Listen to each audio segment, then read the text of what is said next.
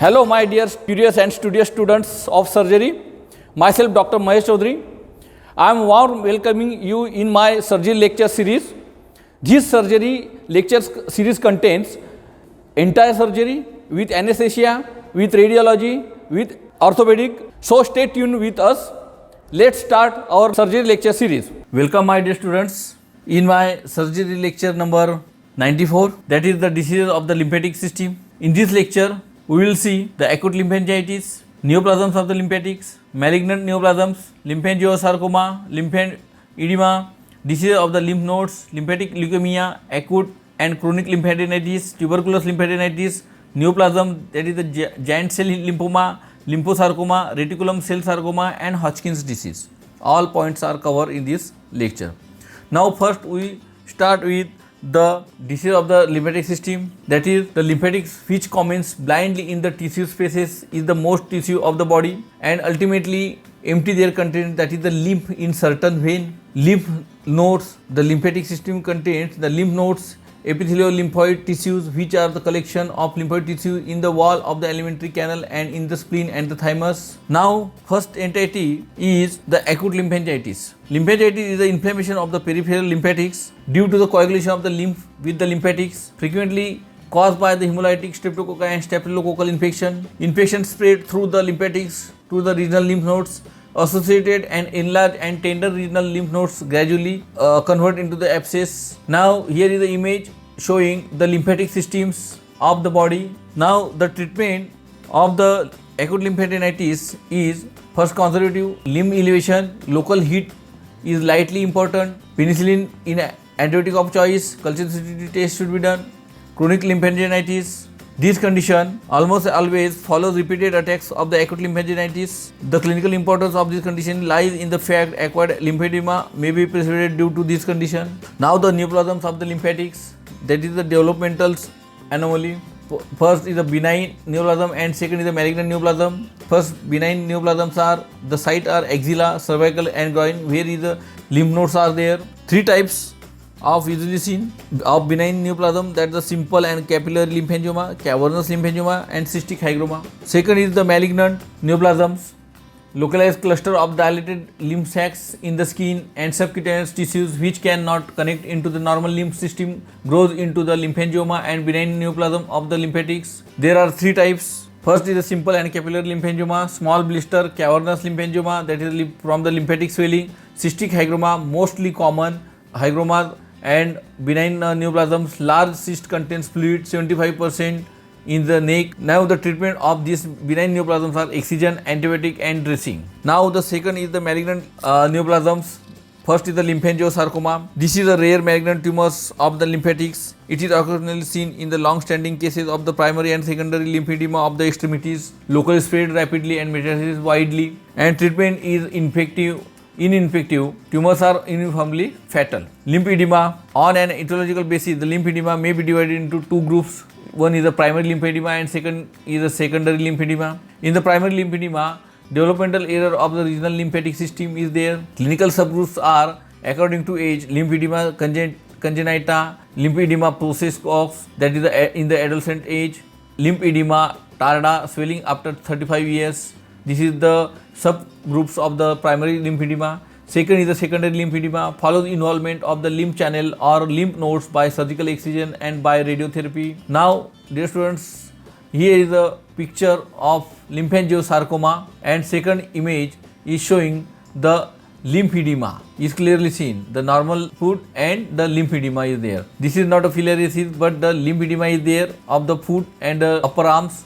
Hands. Clinical features of the lymphedema is the swelling is the common and specialization is the lymphangiography delineated with the radio-opaque dye. Treatment is very easy, conservative elevation of the limbs, efficient elastic stockings, pneumatic compression devices is to be used, diuretic drugs, if eczema is there, triamcinolone 0.05 to 0.1%, surgical treatment is indication, limitation of the functions and recurrent cellulitis is there. Then two types of the surgical treatment is there. One is the excision and second is the physiological operation. Excision, in the excision, Thompson operation and Charlie's operation is to be done, and in the physiological operation to provide or enhance the lymph drainage. Now here is the image showing the Thompson's operation and Charlie's operation is there. Two external operations of the lymph edema is there. And the second image showing the lymph venous shunt with the lymph node, in which diagram A is showing and the B diagram showing the lymphatic threaded into the vein, and C diagram showing the microsurgery by anastomosing the dilated lymphatics to the vein. Dear students, the Thompson operation, in this operation long viable skin flap is raised based on the mid-posterior aspect of the limb. This operation can be performed on either the medial or lateral aspect of the limb. If both sides of the limb are to be operated on, an interval of the 3 to 6 months should be given between the two operations. And in the Charlie's operation, the whole of the edematous subcutaneous tissue and the deep fascia are excised. The exposed muscles layer is covered with the split thickness skin. The main disadvantage is the tendency of hyperkeratosis in the grafted area, which occurs about 1/3 of the patient. Now the diseases of the lymph nodes, various causes of the enlargement of lymph nodes are there. First is the inflammation in acute lymphadenitis, chronic lymphadenitis, granulomatous lymphadenitis. Etiologic agents are bacteria, viral or fungal or parasital. From bacteria, tuberculosis, syphilitis, tularemia, brucellosis, and through the viral, lymphogranuloma venerum, cat scratch disease, infectious mononucleosis, and parasitological, that is the filariasis. Usteria bancrofti is the parasite causing factor for that. Toxoplasmosis, and the fungal cause from the blastomycosis, histoplasmosis, and coccidioidomycosis. Now the next etiology factors are the neoplastic, which is benign and malignant, and third is the lymphatic leukemia, and next is the autoimmune disorders, that is the juvenile RA, that is the Still's disease, Collision disease, systemic lupus erythematosus, polyarteritis nodosa, scleroderma. Investigations like blood leukocytosis is there in acute lymphadenitis, lymphocytosis in the TB and lymphatic leukemia, increase ESR if the TB and secondary carcinoma, lymphosarcoma, etc. is there. Microfilaria, peripheral blood vessels in sleeping filariasis, aspiration, cold abscess if there to detect the acid-fire bacilli, Montauk's test for tuberculosis, Gordon's biological test for Hodgkin's disease, emulsion of the affected limb inject into the rabbit intercerebrity, encephalitis, biopsy should be taken, radiological X-ray, mediastinal scanning with gallium-67 to know the whether the mediastinal lymph nodes are involved, and finally laparotomy to last court of appeal in Hodgkin's disease to know the clinical staging of the disease by wedge biopsy of the liver. Biopsy of the aortic, mesenteric and iliac nodes should be taken, small chips biopsy from the iliac bone. Splenectomy in 90% of cases involved in the Hodgkin's disease is mandatory. Now the various types of the lymph nodes involvement are acute lymphadenitis. Due to the acute inflammation of the drainage area, the renal lymph nodes becomes acutely inflamed, enlarged, painful and tender. Chronic lymphadenitis in oral sepsis, recurrent bouts of the tonsillitis.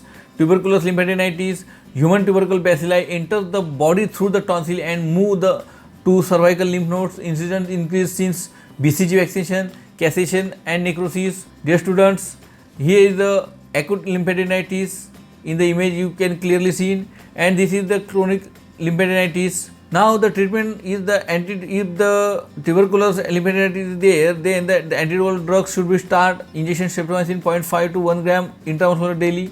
INH, ethambutol, rifampicin, good food, nutritional food, vitamin supplementation, high protein diet. Surgical treatment is the removal of the lymph node and histopathologically should be sent. If cold abscess is there, then drainage should be done. Now the syphilitic lymphadenitis that develops in the groin region, filariatic lymphadenitis in the male, inguinal nodes are affected. Lymphogranuloma venerum, venereal disease, this is the venereal disease and caused by the filtrable virus. History of exposure of the patient, cat scratch disease, skin lesion is there, inoculation of 7 to 12 days associated with cats, not necessary to there is evidence of scratch or bite by the cat caused by the virus, that is the psittacosis. Diagnosis by the skin testing, there is infectious mononucleosis, tularemia, brucellosis, sarcoidosis, toxoplasmosis caused by the intracellular parasitic known as the Toxoplasma gondii. Now the neoplasms of the lymph nodes or lymphatic systems, that is the neoplasms of the lymphatic tissue means the malignant, as benign neoplasm is almost unknown in lymphoid tissue, that is the giant cell lymphoma. This condition is also known as a follicular lymphoblastoma. It is most benign member of this group. It is the least common and constitutes only 5% of the malignant lymphoid tumors. Age: after the age of 30 years, it is virtually unknown in children. Present with enlargement of one group of nodes in the neck or groin. Lymphosarcoma, second commonest among the non-Hodgkin's lymphoma, develop in middle life or later. Lymph node, neck, mediastinum and in the abdomen. Symptoms: loss of weight, anemia, anorexia and weakness. Now this is the giant cell lymphoma. You can see on your image, this is the tuberculous lymphadenitis and this is the image of the lymphosarcoma. Now on the palpation, irregular surface, irregular margin, varying consistency. Next is the reticulum cell sarcoma. It is the commonest among non-Hodgkin's lymphoma. Age and site are similar to those of the lymphosarcoma. Occasionally bone or even urinary bladder may be involved. Prognosis is also same as a lymphosarcoma, that is unusual surviving is less than 2 years. Clinical features are more or less same as the lymphosarcoma. Lymphangiography shows typical marginal sunburst appearance. Now the treatment of the lymphosarcoma and the reticulum cell sarcoma are: if there is no evidence of the spread beyond the area of the head and neck, radiotherapy is the treatment of choice. High dose of the radiotherapy nearing 6000 rats and the cobalt may be applied. Both these tumors are radiosensitive. In case of the generalized involvement, chemotherapy and multiple drugs should be applied. Now the non-Hodgkin's disease.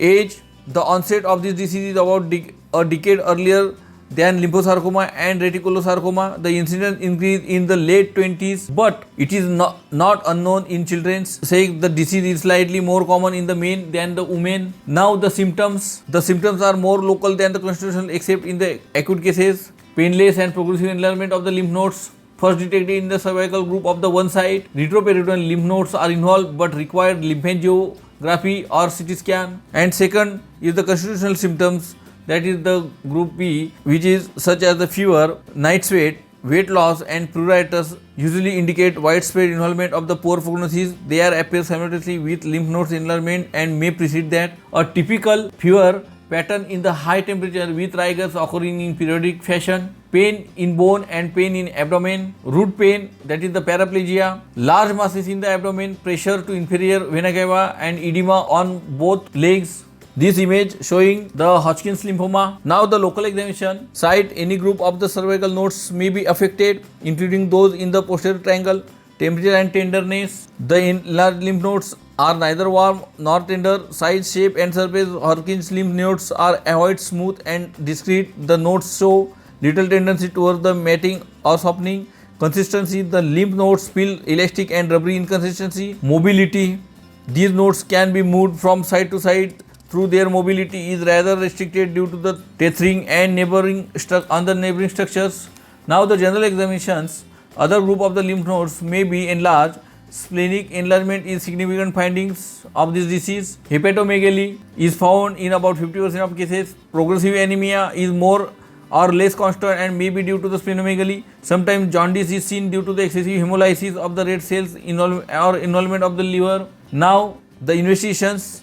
Blood picture of the normocytic anemia is quite evident. Increase neutrophil and eosinophil. Second is the lymphangiography has already been discussed earlier in this lecture. Computed tomography CT scan is helpful to detect the involvement of the retroperitoneal lymph nodes and mediastinal lymph nodes.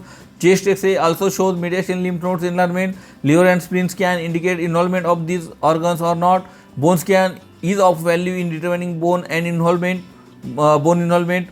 Lymph node scanning has been performed with gallium-67 to detect the clinically doubtful lymph node involvement, particularly the mediastinal group. Now, the clinical staging of the Hodgkin's disease are: stage first, that is the involvement of the single lymph node region or involvement of the single extralymphatic organs. Stage second, involvement of two or more lymph node regions on the same side of the diaphragm alone or with involvement of the limited contiguous extralymphatic organs. And third stage, involvement of the lymph node regions on both sides of the diaphragm, which may include the spleen or limited contiguous extralymphatic organs. And stage 4, multiple or disseminated foci of involvement or one or more extralymphatic organs or tissue with or without lymphatic involvements. All stages are further subdivided on basis of the absence or presence of the following systemic symptoms, that is the fever, weight loss and more than 10% and bone pain. Now pathologically, Hodgkin's disease can be divided into 4 categories, which is important so far as the prognosis of the disease is concerned. The more numerous are the lymphocytes, the more favorable in the prognosis. That is the type 1 lymphocytes predominant Hodgkin's disease. Type 2 mixed cellularity, a diffuse infiltrates of lymphatics, histiocytes, eosinophils and plasma cells that obliterate the normal architecture. Third type is the nodal sclerosis, is often seen in the clinical stage first and is associated with better prognosis. Type 4 is the lymphocyte depletion pattern, the most ominous form. Now the biopsy. Microscopically, the lymph nodes are enlarged but remain discrete till the late stage of the disease when they become fused. Microscopically, there are an early loss of the follicular pattern due to the hyperplasia of the reticular endothelial elements. Its most important feature is cellular pleomorphism. That's why the biopsy is the most important in the Hodgkin's disease to detect the type 1, 2, 3 and 4. Now the treatment is, first is the radiotherapy. This is the treatment of choice in the Hodgkin's disease. If the treatment is confined to a single or two contiguous non-bearing areas, stage first, lymph nodes, one side of the diaphragm of the patient with generalized disease confined to nodal tissues. But radical radiotherapy is not widely used. Chemotherapy has done a lot during the last decade in the treatment of the Hodgkin's disease, particularly in the stage 3 and stage 4, and those with involvement of the extranodal structures and those with systemic symptoms. National Cancer Institute for the therapy of Hodgkin's disease. This combination MOPP include meclorethamine, vincristine sulfate, procarbazine and prednisolone. Preliminary results reported in the 1970 were extremely encouraging. The treatment is the MVPP, that is the meclorethamine 6 mg per square meter, vincristine sulfate 1.4 mg per square meter and procarbazine, that is the 100 mg per square meter and prednisolone 40 mg per square meter IV injection intravenously should be injected. MOP is administered for 6 to 2 weeks cycles, interval of the 2 weeks between each period of the chemotherapy to avoid the leukemia and thrombocytopenia. Now the laparotomy for the Hodgkin's disease. Staging laparotomy is frequently done for clinical staging of Hodgkin's disease. Its use is based on the following facts. That is the principal lymph nodes for biopsy, splenectomy, liver biopsy and retroperitoneal lymph nodes, bone marrow biopsy for iliac crest, oophoropexy, ovarian translocation and the splenectomy should be done. For these, the indications are to control the cytopenias, reduce fumous burden, avoid the risk of the radiation to the left kidney and lower lobe of the left lungs. Now, the secondary carcinoma, that is the secondary carcinoma is a very common cause of the lymph node enlargement in the elderly. Secondary involvement of the lymph node may also occur commonly from malignant melanoma. Now, in the history, the age patients are usually above 50 years of age, sex more common in the men than in the women, and the symptoms. Painless swelling is the usual presentation in late stages. Patient may complain of the pain due to the involvement of the nerves and surrounding structures. General symptoms like anorexia, weight loss and weakness. Patient may have other complaints such as the ulcer in the tongue and hoarseness of the voice. Now the local examinations are, first is the site. The precise location of the gland may give a clue to the site of the primary tumor, that is the upper deep cervical nodes are involved when the primary lies in the head, face and the inferior of the mouth. Second is the temperature and tenderness. Skin temperature is usually normal unless the tumor is very vascular. These nodes are usually not tender. Size and shape. The lymph nodes are irregular, discrete and varying sizes. Soon they coalesce and form one large mass. Consistency. These nodes are usually hard to feel. Mobility. As the nodes are tethered to the surrounding structure, their mobility becomes restricted. Now the general examination. Other lymph nodes should be examined, particularly in the pathway in search of the primary tumor. Discovery of the primary growth confirms the diagnosis. Whenever the patient comes with the enlarged lymph nodes, it should be routine practice to examine the draining area. Now the treatment. Primary growth not delineated. Secondary involved lymph nodes excision. Primary growth is operable along with excision of the lymph node and commando operation has to be done. Dear students, here is the end of our surgery lecture number 94, that is the diseases of the lymphatic system. Thank you.